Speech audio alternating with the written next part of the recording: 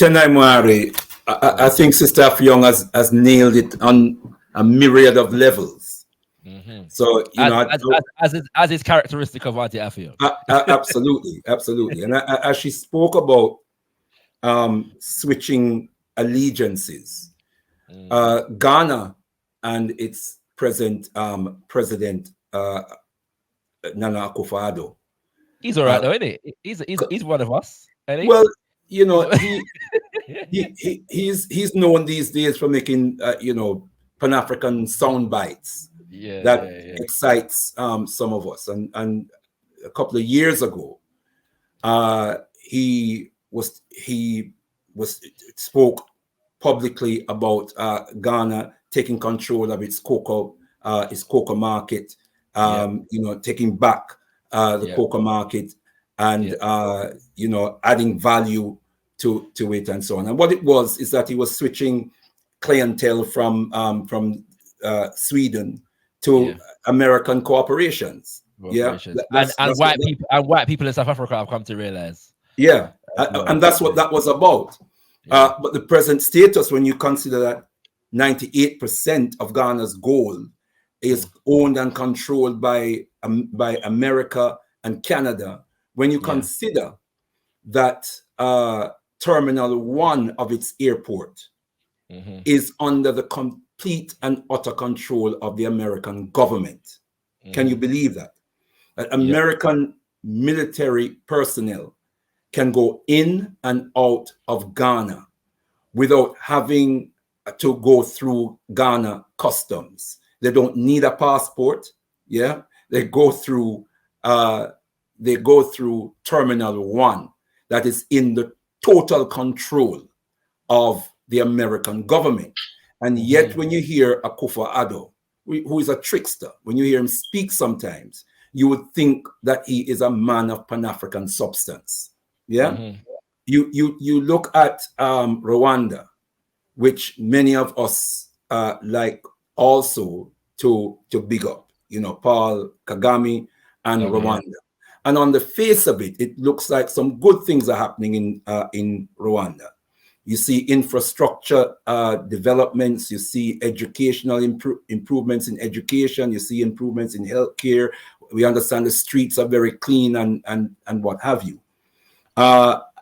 We would have heard, you know, a decade or so ago coming on, you would have heard Paul Kagame lambasting the French, and the French had a stronghold in Rwanda for a period of time with the Belgians and so on. Now it's the Americans and the British, to the extent that the Rwanda has transformed itself from a so-called francophone country to an anglophone country, where the official language is now English as opposed to French, and it's changed all of its documents into English from French. So we have gone. Shout out to Tony Blair. Absolutely, and really, Rwanda is run by Tony Blair and his Institute for Global Change, which is in about 15 African countries. It's also propped up by the American government, to the extent that the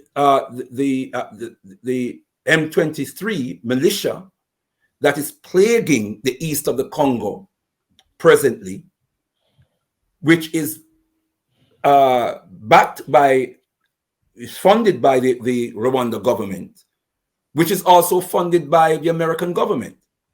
So we have to, you know, we have to make these analyses. We have to make proper systems analysis of what is transpiring on the African continent. And Sister Afyong said earlier on about the treachery, the sniding nature of the American government. Do not underestimate. America has 2 massive drones in Niger. America has, you know, massive strategic interests in controlling Niger.